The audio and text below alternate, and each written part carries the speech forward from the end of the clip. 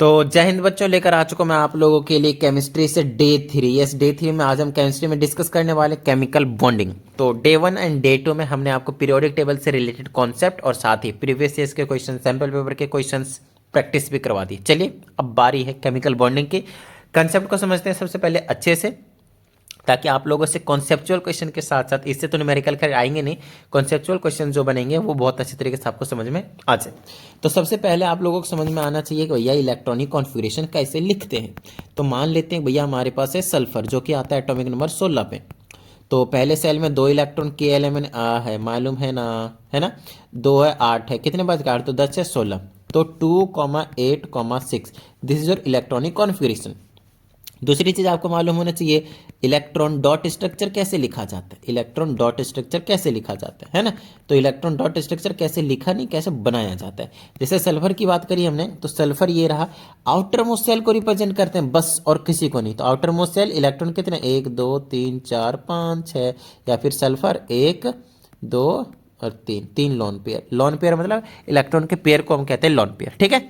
ऐसे करके आप दिखा सकते हैं। इसी टाइप से आपके पास कोई सा भी आ सकता है, जैसे क्लोरीन 2 हो गया, 4 हो गया, 6 हो गया। आउटर मोस्ट सेल में 7 होते हैं इलेक्ट्रॉन, 2,8,7 होता है इसकी इलेक्ट्रॉनिक कॉन्फ़िगरेशन।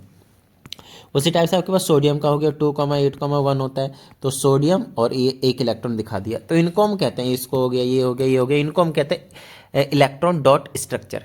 समझ में आ गई इतनी बात, डन है, ठीक है। चलिए अब हम बात करते हैं केमिकल बॉन्डिंग की डेफिनेशन की। नो डाउट डेफिनेशन आपसे कोई नहीं पूछ रहा, बट फिर भी हमें समझना बहुत ज़्यादा ज़रूरी है। केमिकल बॉन्डिंग का मतलब है कोई चीज़ केमिकली कंबाइन हो रहा होगा, उसके बीच में एक बॉन्ड बन रहा होगा। ये जो बॉन्ड होता है वो कुछ और नहीं है, एक फोर्स होता है। कैसा फोर्स होता है सर, हमको तो नहीं दिखता है। देखो भैया, दिखता तो हमको भी नहीं है, लेकिन आपको समझना पड़ेगा। देखिए मान लेते हैं सोडियम है, मान लेते हैं क्लोरीन है, अगर मिलकर NaCl बना है तो 100% सोडियम के बीच में और क्लोरीन के बीच में एक फोर्स ऑफ अट्रैक्शन होगा, है ना। और उसी फोर्स ऑफ अट्रैक्शन को हम कहते हैं बॉन्ड, और इनके बीच में उससे हम एक लाइन से दिखाते हैं, बस खत्म बात, ठीक है ना। ओके तो ये हमारे पास बॉन्ड का काम करता है, फोर्स ऑफ अट्रैक्शन का काम करता है। तो सर ऐसा क्या होता है कि फोर्स ऑफ अट्रैक्शन का काम करता है, तो ऐसा इसलिए होता है क्योंकि इनके बीच में होता है कुछ ना कुछ वो चार्जेस, मतलब एक के ऊपर प्लस का तो दूसरे के ऊपर माइनस का, ऐसा कुछ चार्जेस होते हैं। अब कैसे होते हैं वो समझाता हूँ। सबसे पहले जो केमिकल बॉन्ड होते हैं वो 3 तरह के होते हैं। केमिकल बॉन्ड जो होते हैं वो हमारे पास 3 तरह के होते हैं, तीनों को समझाता हूँ डिटेल में। पहला, दूसरा, ये रहा तीसरा। अब पहला को कहते हैं हम आयोनिक बॉन्ड। क्या कहते हैं हम, आयोनिक बॉन्ड, या फिर इसको हम इलेक्ट्रोवैलेंट बॉन्ड के नाम से भी जानते हैं, ठीक है। अच्छा, केमिकल बॉन्ड होता है। दूसरा होता है आपके पास कोवेलेंट बॉन्ड, ठीक है। और अगला होता है आपके पास कोऑर्डिनेट बॉन्ड, या फिर इसको हम डेटिव बॉन्ड के नाम से भी जानते हैं, कोऑर्डिनेट बॉन्ड, ठीक है। समझ में आ गई होगी बात। तो ये 3 तरह के बॉन्ड हमें इस चैप्टर में पढ़ने हैं, और हमारा जो चैप्टर है वो कंप्लीट हो जाएगा। तो सबसे पहले आयोनिक बॉन्ड, ठीक है। सबसे पहला टारगेट किसका है, हमारा आयोनिक बॉन्ड पढ़ने का। तो आइए आयोनिक बॉन्ड पढ़ते हैं। तो आयोनिक बॉन्ड जो है वो बनता किसके बीच में, पहले वो बता दूं, वो बनता है एक मेटल के बीच में और एक नॉन मेटल के बीच में। मेटल एंड नॉन मेटल के बीच में जो बॉन्ड बनता है उसे एक तरीके से आप क्या कहते हैं, नॉन मेटल, रहने दीजिए, मेटेलिक नहीं लिखना, मेटल, ठीक है। मेटल एंड नॉन मेटल के बीच में जो बॉन्ड बनता है उसके बोलते हैं आयोनिक बॉन्ड। इसमें होता क्या है, कंप्लीट ट्रांसफर ऑफ इलेक्ट्रॉन। चीज़ों को समझिएगा बहुत अच्छे तरीके से, कंप्लीट ट्रांसफर ऑफ इलेक्ट्रॉन। अब ये कंप्लीट ट्रांसफर ऑफ इलेक्ट्रॉन क्या होता है समझाता हूँ। फ्रॉम, यहाँ पे और लिख देता हूँ, from metal to non metal, from metal to non metal, ठीक है। From metal to non metal कैसे, जैसे सोडियम है, सोडियम के आउटर मोस्ट सेल में 1 इलेक्ट्रॉन है, अगर 4 से कम है तो इलेक्ट्रॉन को डोनेट करेगा, इलेक्ट्रॉन को डोनेट करेगा। कब, अगर 4 से इलेक्ट्रॉन कम है तो कहाँ पे, आउटर मोस्ट सेल में, ठीक है। अच्छा, अगर 4 से ज़्यादा है तो क्या होगा सर, अगर 4 से ज़्यादा इलेक्ट्रॉन है तो इलेक्ट्रॉन को वो एक्सेप्ट करेगा, इलेक्ट्रॉन को एक्सेप्ट करेगा, और एग्जैक्ट 4 है तो वो शेयर करेगा। शेयर वाली बात कोवेलेंट में आता है, तो अभी मैं आप लोगों को नहीं बताऊंगा, ठीक है। तो 4 से ज़्यादा, 4 से कम बता, जैसे सोडियम है, बाहर वाले सेल में आपके पास 1 इलेक्ट्रॉन होता है, तो ये डोनेट करता है, इलेक्ट्रॉन किसी को देता है।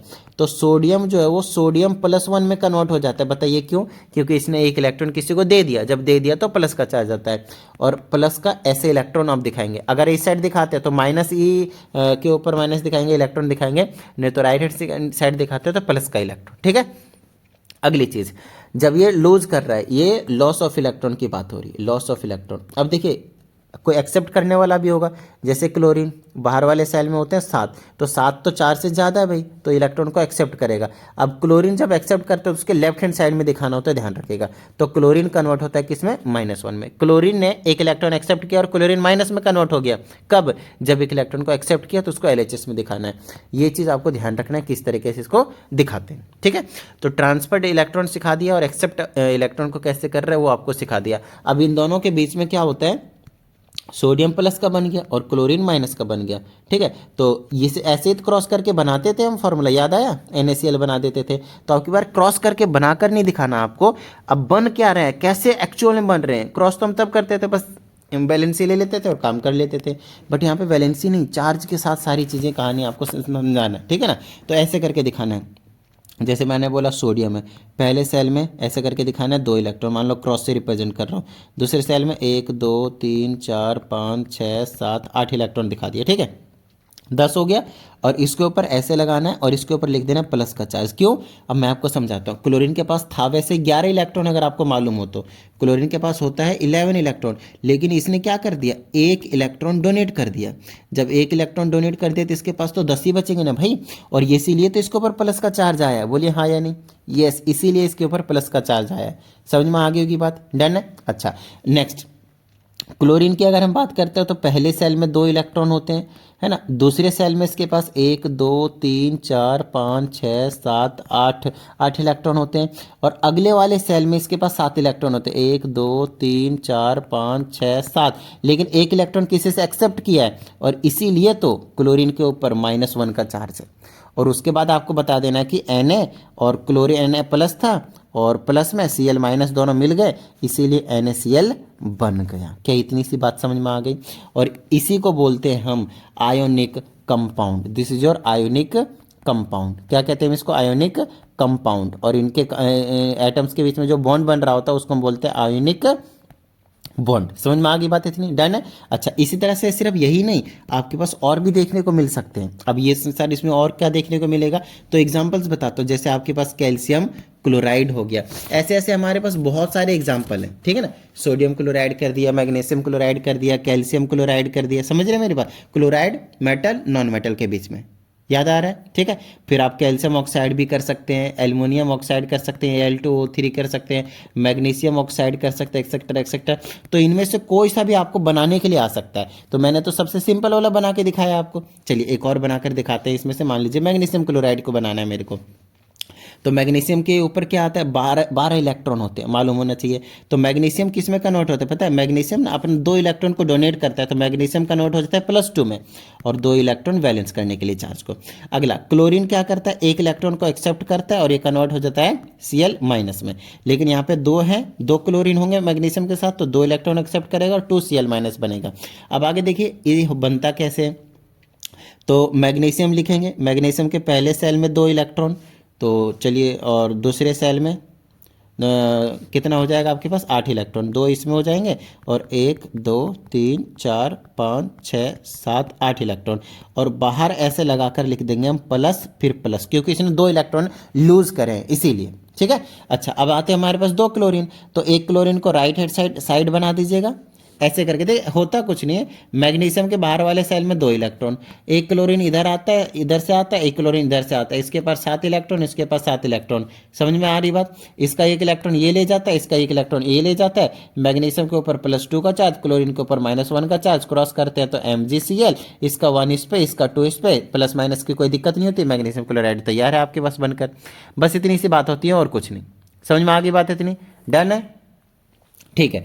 अब यहाँ पे क्लोरीन लिख लेंगे हम चुपचाप, पहले सेल में 2 इलेक्ट्रॉन, दूसरे में 8 और अगले वाले में 7 नहीं, अब 8 हो गया, क्योंकि क्लोरीन के ऊपर माइनस का चार्ज आ चुका है, क्योंकि इसने 1 इलेक्ट्रॉन किसी से ले लिया है। इधर भी आपको एक क्लोरीन लिखना है, माइनस दिस, इसमें 2, इसमें 8 और इसमें भी 8 और इसके ऊपर भी माइनस का चार्ज, ठीक है। तो 1 इलेक्ट्रॉन इसने एक्सेप्ट किया है मैग्नीशियम से, 1 इसने लिया, तो इसके ऊपर +2 का चार्ज आ जाएगा, इनके ऊपर -1 और फाइनली आप यहाँ पे दिखा देंगे कि मैग्नीशियम क्लोराइड का हमारा जो ऐसे बनाकर दिखाएंगे, Mg+2 था और क्लोरीन 2 थे, 2 Cl- थे, तब जाकर MgCl2 फॉर्मूला का फॉर्मेशन हुआ है। समझ में आ गई इतनी बात। इसी टाइप से आपको इन सब का फॉर्मेशन करके दिखाना है। समझ में आ गई बात इतनी, डन है। ठीक है, चलिए बहुत अच्छी बात है। और बाकी हम क्वेश्चंस करेंगे तो वहाँ पे और भी ज़्यादा हमारी प्रैक्टिस हो जाएगी, तो कोई टेंशन लेने वाली बात हमारे पास है नहीं। अब हम बात करेंगे कोवेलेंट बॉन्ड की, नो डाउट। चलिए तो कोवेलेंट बॉन्ड की हम बात कर लेते हैं यहाँ पे। और अगर हम कोवेलेंट बॉन्ड की बात करते हैं तो क्या होता है वहाँ पे होता है शेयरिंग ऑफ इलेक्ट्रॉन्स। क्या होता है हमारे पास? Sharing of electrons. अब शेयरिंग ऑफ इलेक्ट्रॉन्स कैसे होता है मैं आपको समझाता हूँ। और ये जो बॉन्ड बनता है, कोवेलेंट बॉन्ड बनता है, वो बनता है नॉन मेटल, ध्यान रखिएगा, non metal and non metal, non metal plus non metal के बीच में बनता है बॉन्ड। इन दोनों को आपस में मिला दें तो बन जाता है बॉन्ड। ऐसा समझाता हूँ। आपके पास एग्जांपल आएंगे यहाँ पे सिंगल बॉन्ड का, आपके पास एग्जांपल आएगा यहाँ पे डबल बॉन्ड का, और एग्जांपल आएगा यहाँ पे आपके पास ट्रिपल बॉन्ड का, ट्रिपल बॉन्ड का। तो ध्यान रखना है, ये बॉन्ड है और ये भी आपके पास बॉन्ड है, ठीक है। तो ध्यान रखिएगा, जैसे हाइड्रोजन है, इसके सेल में एक इलेक्ट्रॉन, दूसरा हाइड्रोजन है, इसके सेल में भी एक इलेक्ट्रॉन, लेकिन ये दोनों ही चाहते हैं कि भाई हमारे सेल में 2 इलेक्ट्रॉन हो। तो उसके लिए क्या करते हैं? इलेक्ट्रॉन को शेयर करते हैं एक दूसरे से, और जैसे इनकी इलेक्ट्रॉन की शेयरिंग हो जाती है फिर क्या बात हुई, बस खत्म बात है ना। इलेक्ट्रॉन की शेयरिंग ऐसे कर देंगे भाई, ऐसे। तो हाइड्रोजन हाइड्रोजन के बीच में एक सिंगल बॉन्ड तैयार हो जाता है, इसी को बोलते हैं कोवेलेंट बॉन्ड। और जो हाइड्रोजन गैस बन गया पूरा H2, उसको बोलते हैं कोवेलेंट कंपाउंड। उस तरह से ऑक्सीजन देखिए, बाहर वाले सेल में कितने इलेक्ट्रॉन लेकर बैठता है? ये 1 2 3 4 5 6 इलेक्ट्रॉन लेकर बैठता है। दूसरा ऑक्सीजन के साथ भी बिल्कुल सेम कहानी है आपके पास, और ये दोनों ही चाहते हैं कि हमारे 8 पूरे हो जाए, तो एक इधर से शेयर करा, एक इधर से, तो इसके भी 8 पूरे हो गए, इसके भी 8 पूरे हो गए। यहाँ पे शेयरिंग हो रही है दोनों में। तो ऑक्सीजन ऑक्सीजन के बीच में एक बॉन्ड यहाँ पे, एक बॉन्ड यहाँ पे, 2 इलेक्ट्रॉन से सिंगल बॉन्ड बनता है। तो यहाँ पे 4 इलेक्ट्रॉन हो गए टोटल, तो डबल बॉन्ड बन जाएगा, ठीक है। तो यहाँ पे O2 बन गया। तो ये आपके पास क्या बन गया? कोवेलेंट बॉन्ड, और ये बन गया कोवेलेंट मॉलिक्यूल। अगला एग्जांपल है आपके पास नाइट्रोजन का, है ना। बाहर वाले सेल से दिखाते हैं सिर्फ इलेक्ट्रॉन डॉट स्ट्रक्चर, और कुछ नहीं। समझ में आ गई बात? ठीक है, इतनी बात, ओके। चलिए नेक्स्ट की बात करते हैं। नाइट्रोजन के बाहर वाले सेल में होते हैं 5 इलेक्ट्रॉन, इस तरह से, और एक और ले लिया मैंने यहाँ पे 1 2 3 4 5 इलेक्ट्रॉन। चलिए एक यहाँ पे शेयर किया, एक यहाँ पे, एक और यहाँ पे शेयर किया। नाइट्रोजन नाइट्रोजन के बीच में ट्रिपल बॉन्ड, सेम यही कहानी। This is your covalent bond, और नाइट्रोजन क्या हो गया आपके पास? Covalent compound. इस तरह से आपके पास CH4 मॉलिक्यूल भी देखने को मिलता है। कार्बन है, बाहर वाले सेल में 4 इलेक्ट्रॉन, हाइड्रोजन आते हैं 4 उधर से, अपने एक इलेक्ट्रॉन लेकर पूरे 2 करने के लिए। सबके पास एक इलेक्ट्रॉन है, और बॉन्ड बनाने के लिए शेयर किया, शेयर किया, शेयर किया, शेयर किया। देखिए 2 4 6 8, कार्बन के 8 हो गए, और हाइड्रोजन के देखिए 2 2 2 2 2 2 2 2 हो गए सबके। तो यहाँ से CH4 मॉलिक्यूल बन जाता है, जिसे हम मीथेन के नाम से जानते हैं। क्या इतनी बात समझ में आ गई? यहाँ पे हमारे पास ये जो कोवेलेंट बॉन्ड होते हैं या फिर कोवेलेंट कंपाउंड होते हैं, वो 2 तरह के होते हैं। एक होता है पोलर मॉलिक्यूल, एक होता है आपके पास नॉन पोलर मॉलिक्यूल। तो आप लोगों को, क्योंकि मैंने पीरियोडिक टेबल में इलेक्ट्रोनेगेटिविटी चीज़ें बता दिया है, बस काम बन जाएगा। तो अच्छा, अभी मैं बॉन्ड ही बना रहा हूँ, उसके बाद थोड़े से प्रॉपर्टीज़ के बारे में भी हम बात करेंगे यहाँ पे, क्योंकि प्रॉपर्टीज़ आपसे कई बार जो है वो पूछा जाता है, ठीक है ना। प्रॉपर्टीज से रिलेटेड क्वेश्चंस आपसे जरूर ही किया जाता है। चलिए मैं आपको समझाता हूँ। पोलर मॉलिक्यूल क्या होते हैं? If there is some difference in their electronegativity. अब ये क्या मतलब है सर? तो इलेक्ट्रोनेगेटिविटी का मतलब देखिए, सोडियम है और क्लोरीन है। आपको पता है इलेक्ट्रॉन एक्सेप्ट करने की टेंडेंसी क्लोरीन की ज़्यादा है, इसकी कम है। इसकी तो देने की, इसकी लेने की है। तो इनके बीच में ये जो चीज़ है वो इलेक्ट्रॉन को देता है और ये लेता है, तो इलेक्ट्रोनेगेटिविटी इसकी ज़्यादा हो गई, इलेक्ट्रोनेगेटिविटी इसकी ज़्यादा हो गई, तो इसकी बहुत कम है। तो डिफरेंस है ना, जब डिफरेंस है तो NaCl क्या बना लेगा आपके पास? पोलर मॉलिक्यूल, ठीक है। H2O, ऑक्सीजन की ज़्यादा टेंडेंसी है तो क्या बना लेगा? पोलर मॉलिक्यूल, ठीक है। वही नॉन पोलर, दोनों के लगभग सेम, जैसे हाइड्रोजन हो गया, ऑक्सीजन हो गया, नाइट्रोजन हो गया, है ना, फ्लोरीन हो गया, आयोडीन हो गया, ब्रोमीन हो गया आपके पास, एक्सेट्रा एक्सेट्रा, CH4 मॉलिक्यूल्स हो गए। इनमें क्या हो जाते हैं? बिल्कुल सेम दोनों की टेंडेंसी खींचने की एक तरफ, इलेक्ट्रोनेगेटिविटी लगभग दोनों की बराबर होती है, जिसकी वजह से ये नॉन पोलर बन जाते हैं। तो पोलर, नॉन पोलर। तो कोवेलेंट बॉन्ड ही आपके पास 2 तरह के हो गए, ठीक है। जितने भी आयोनिक कंपाउंड्स होते हैं उसमें एक मेटल होता है, एक नॉन मेटल होता है ना, और सारे के सारे क्या होंगे आपके पास? वो पोलर मॉलिक्यूल के फॉर्म में आ जाएंगे। समझ में आ गई होगी। अब यहाँ पे आप लोगों को समझ में आनी चाहिए प्रॉपर्टीज एक डेटिव बॉन्ड और थोड़ा सा डिस्कस करेंगे अभी हम, properties of ionic bond, ionic bond, और यहाँ पे आपके पास प्रॉपर्टीज ऑफ कोवेलेंट बॉन्ड। इन दोनों को एक साथ डिस्कस कर लेते हैं हम, ठीक है, ताकि हमें किसी भी तरह की कोई प्रॉब्लम ना हो। तो चलिए एक एक करके हम डिस्कस कर लेते हैं। और अगर हम प्रॉपर्टीज़ की बात करते हैं तो सबसे पहले हमारे पास आ जाता है फिजिकल स्टेट, ठीक है, नॉर्मल सी बात है। ये मैक्सिमम टाइम आपको सॉलिड के फॉर्म में देखने को मिलेगा, क्रिस्टल के फॉर्म में देखने को मिलेगा, है ना। लेकिन अगर आप कोवेलेंट बॉन्ड की बात करेंगे तो कोई टेंशन वाली बात नहीं है, ये आपको सॉलिड में भी दिखेंगे, कुछ सॉफ्ट सॉलिड होते हैं, कुछ आपको ये लिक्विड में भी देखने को मिलेंगे, और कुछ आपको ये गैस के फॉर्म में भी देखने को मिलेंगे। इसके मेल्टिंग पॉइंट बहुत ज़्यादा हाई होते हैं, बॉइलिंग पॉइंट भी आपके पास हाई देखने को मिलेंगे, और इसके आपके पास लो देखने को मिलेंगे। क्यों? क्योंकि इसमें स्ट्रॉन्ग इलेक्ट्रोस्टैटिक फोर्स होता है, इलेक्ट्रोस्टैटिक फोर्स होते हैं। और कोवेलेंट बॉन्ड में आपके पास लंदन फोर्स होता है, लंदन फोर्स बड़ा वीक फोर्स माना गया, तो ज़्यादा टेंशन मत लीजिएगा। या फिर आप बोल सकते हैं इसमें वंडरवॉल फोर्स होता है, ठीक है ना। तो वंडरवॉल फोर्स, लंदन फोर्स एक ही बात है, और वो वीक फोर्सेस होते हैं। लेकिन इलेक्ट्रोस्टैटिक फोर्स, पॉजिटिव और नेगेटिव के बीच में जो चार्ज अट्रैक्शन होता है बड़ा तगड़ा होता है, इसीलिए मेल्टिंग पॉइंट और बॉइलिंग पॉइंट है वो यहाँ पे हाई देखने को मिलता है। तीसरी चीज़, अगर आप कंडक्शन की बात करते हैं इलेक्ट्रिसिटी की, है ना, इलेक्ट्रिसिटी कंडक्ट कर पाएंगे या नहीं, है ना, कंडक्शन ऑफ इलेक्ट्रिसिटी। तो चीज़ों का समझिएगा, बड़ी छोटी सी चीज़ है। कंडक्शन ऑफ इलेक्ट्रिसिटी में ये कंडक्ट तो करते हैं बट इन मोल्टन स्टेट, ध्यान से बिल्कुल चीज़ों में, मोल्टन स्टेट में, मतलब ये सॉलिड में नहीं, नमक रहेगा, सोडियम क्लोराइड है, नहीं करेगा कंडक्शन। लेकिन अगर वो आ गए एक्वस के फॉर्म में तब वो कंडक्शन शो कर देंगे, ठीक है। अच्छा, ये थोड़े से बैड कंडक्टर्स होते हैं, ध्यान रखिएगा इसको, हीट का भी और इलेक्ट्रिसिटी का भी, बैड कंडक्टर्स, ठीक है। चलिए आगे की बात कर लेते हैं हम यहीं पे थोड़ा सा। अगर हम सॉल्युबिलिटी की बात करते हैं, सॉल्युबिलिटी, तो सर सॉल्युबिलिटी क्या होता है हमारे पास, तो ये वाटर में या फिर किसी भी कंपाउंड में कैसे ये डिजॉल्व करते हैं। तो ये क्योंकि पोलर होते हैं, ध्यान रखिएगा, पोलर जाकर पोलर में डिजॉल्व हो जाएगा, मतलब वाटर में डिजॉल्व हो जाएंगे ये। और ये वाले जनरली नॉन पोलर होते हैं तो वाटर में कम डिजॉल्व होंगे। तो दोनों के बीच में डिफरेंस जो है ना, कुछ इसी तरीके से आपको दिखाना पड़ेगा। समझ में आ गई इतनी बात। पांचवा चीज़ का अगर हम बात करते हैं तो डिसोसिएशन। डिसोसिएशन का मतलब होता है अपने आयंस में टूट जाना। तो ये तो टूट जाता है लेकिन ये नहीं टूटता है। जैसे कि NaCl को अगर हमने पानी में डाला तो अपने Na+ और Cl- में टूटेगा, लेकिन अगर आपने हाइड्रोजन को पानी में डाला तो ऐसा नहीं होता है। समझ में आ गई ना बात। तो H+ और H+ में नहीं टूटता है, ऐसा ध्यान रखना है। तो इस टाइप की चीज़ें आप लोगों को मालूम होनी चाहिए इसके लिए।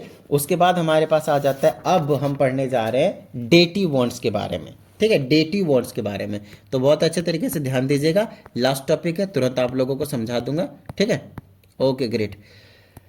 अब देखिए डेटिव बॉन्ड जो होता है उसे हम कोऑर्डिनेट बॉन्ड के नाम से भी जानते हैं, कोऑर्डिनेट बॉन्ड के नाम से भी जानते हैं, कोऑर्डिनेट बॉन्ड।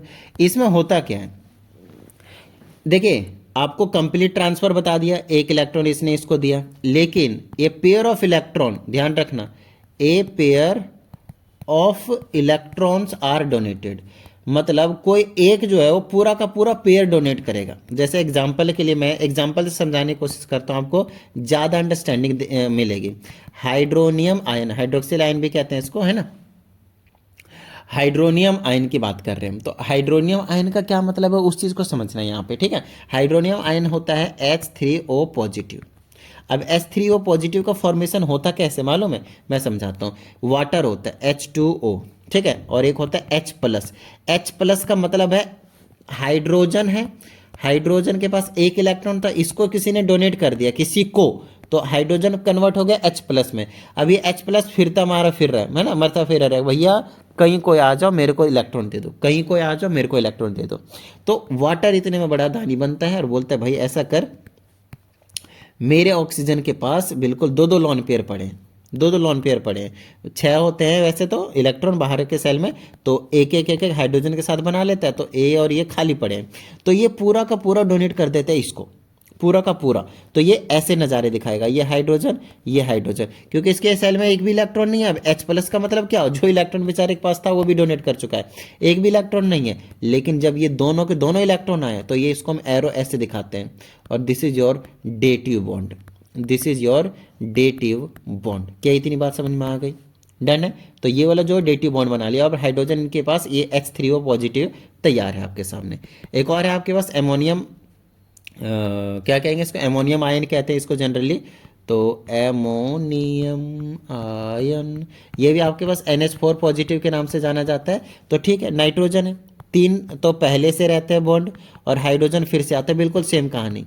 अब इसके पास तो एक भी इलेक्ट्रॉन नहीं है, लेकिन इसको बॉन्ड बनाने हैं, तो लेकिन नाइट्रोजन के बाहर वाले सेल में 5 होते हैं, तो 3 तो इधर यूज हो चुके हैं हाइड्रोजन के साथ, लेकिन 2 चुपचाप पड़े थे। तो ये पड़े हुए बॉन्ड क्या करता है, H+ आता है और बोलता है भाई साहब मुझे दीजिए, है ना, हम आपके इलेक्ट्रॉन को सही जगह पहुंचा देते हैं। तो ये 3 हाइड्रोजन ऐसे ही रहता है, और यहाँ से हाइड्रोजन आता है, ये दोनों इलेक्ट्रॉन इसको डोनेट कर दिया, तो इनके बीच में जो बॉन्ड बन गया उसी को बोलेंगे हम ये वाला ऐसे करके, और ये डेटिव बॉन्ड बन गया। समझ में आ गई इतनी बात? This is your coordinate bond, या फिर बोल सकते हैं इसे डेटिव बॉन्ड। आई होप आप सभी को समझ में आया होगा। एक छोटी सी चीज़ और बता देता हूँ आप लोगों को, अगर आप चाहते हैं पर्सनल क्लास लेना, पर्सनल क्लास, ठीक है, अगर आप लोगों को समझ में नहीं आ रही चीज़ें, कहीं से भी कुछ डाउट आ रहा है, पर्सनल डाउट्स क्लियर करने हैं आपके किसी भी फिजिक्स केमिस्ट्री मैथ्स में से, तो प्लीज़ आप प्रेफर कर सकते हैं 7428525669 व्हाट्सएप नंबर पे, आपको सारी डिटेल मिल जाएंगे। Remember this is paid. तो आप पर्टिकुलरली मैं टाइम दूंगा 1 से 2 घंटे आपको, 1-on-1 क्लास भी हो सकता है आपकी, तो no doubt I will charge. चलिए, तो उम्मीद करता हूँ आप सभी को समझ में आ गया होगा, और अगर ऐसा है तो फटाफट वीडियो को लाइक कर दीजिए। साथ ही अगर आप इस चैनल पर एक नए स्टूडेंट हैं तो चैनल को सब्सक्राइब करके बेल आइकन को जरूर प्रेस कीजिएगा। चलिए, मिलते हैं अगली वीडियो में, प्रैक्टिस करते रहिएगा। जय हिंद।